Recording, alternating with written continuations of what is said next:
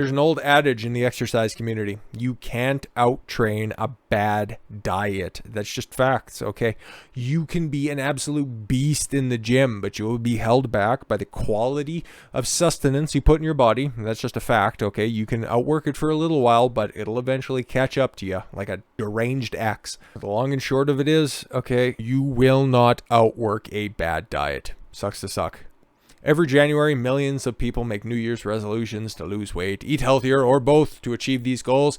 Many people begin strenuous exercise programs that demand too much exercise too soon. Yeah, sort of, okay? And some people also are on the flip side of that, where it's like, I'm going to start to go to the gym, which is just code for, I'm going to yap with my friends as I never get my heart rate above 80 on a elliptical trainer. Had to stop for a second. I was almost getting a little bit too salty. Anyways, it's not like I haven't seen that year after year after year. As a health neuroscientist, that's not me though, that's the author here, Cassandra Lowe, I have been studying the brain and cognitive mechanisms underlying dietary behaviors and the role exercise plays in helping people improve their diets for over 10 years. Energy and exercise.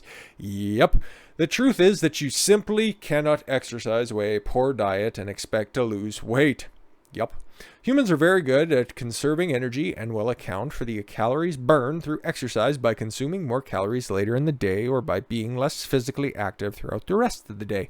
That being said, you can and should use exercise to help lose weight and maintain your weight loss, but not to offset calories consumed.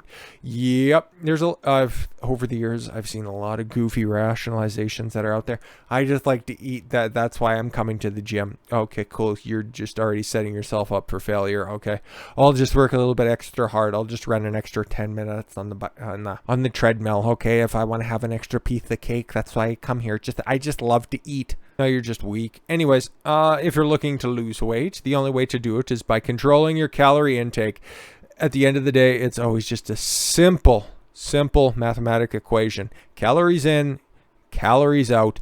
That's how you lose weight, okay? It's nothing more complex than that. It's just how you get there. Oh, but it's glandular. That's the reason why I can't stop losing weight. Yeah, okay, Jabba the Hutt really got to that size by just eating broccoli and spinach. Sure. The best and most effective way of doing that is by limiting your consumption of ultra-processed foods. Yep, because they are not nutritionally dense. They're calorically dense, okay? They don't have anything that'll help you out. There's nothing there that'll help process the food. There's nothing there that will fill you up, okay? Because, 200 calories from a donut is significantly different than 200 calories of broccoli, okay? Because you're looking at like a sack of broccoli, as opposed to, one full or maybe half a donut? See the difference? You see the problems here? Even if you're not trying to lose weight, reducing ultra-processed food consumption is good for mental and physical health for reasons that we catalog extensively on the channel. Regular exercise can make it easier to do this by improving the brain and cognitive processes that help us regulate junk food consumption by reducing stress. And the best part is, as little as 20 minutes of brisk walking is all you really need for beneficial effects. Yeah, when you're starting, okay? Not when you're years deep in an exercise regimen. Oh, I'll just get 20 minutes of a walk and that'll just cover me for the day. Ain't gonna happen. Why we overconsume junk foods? Oh, just for more of an in-depth analysis on that, go back to Tuesday. Tuesday was the video on overeating. We don't know why we overeat candies, cookies, cake, chips, sugary sodas. Yeah, we do. It stimulates dopamine release in the brain. Anyways, brain region known as the dorsolateral prefrontal cortex helps us limit the consumption of ultra-processed foods by decreasing activity for those reward regions to reduce food cravings and by initiating the cognitive process needed to exert conscious control over food choices. When using functioning brain images to examine brain responses, neuroscientists have shown that the increased activity of the region of the brain previously mentioned, okay, DLPFC, helps us control food craving by select healthier food items by decreasing activity in the reward regions of the brain. Conversely, when activity in the DLPFC is decreased, we have a harder time resisting the temptation and appealing junk foods and will consume more snack foods. Very succinct.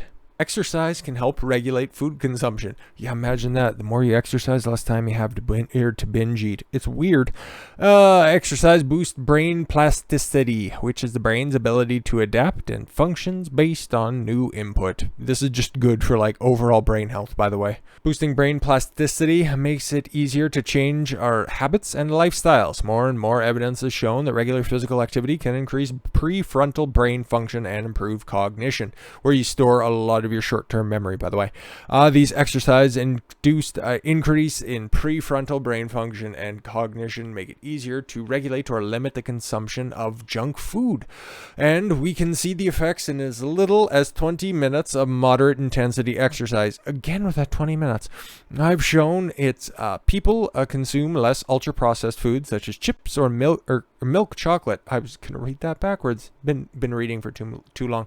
After 20 minutes of moderate intensity exercise and are studying in the brisk walk around a 3.5 miles per hour on a treadmill with a slight incline. That's not fast at all, okay? That's just enough to constantly keep one foot in the air when you're walking, okay?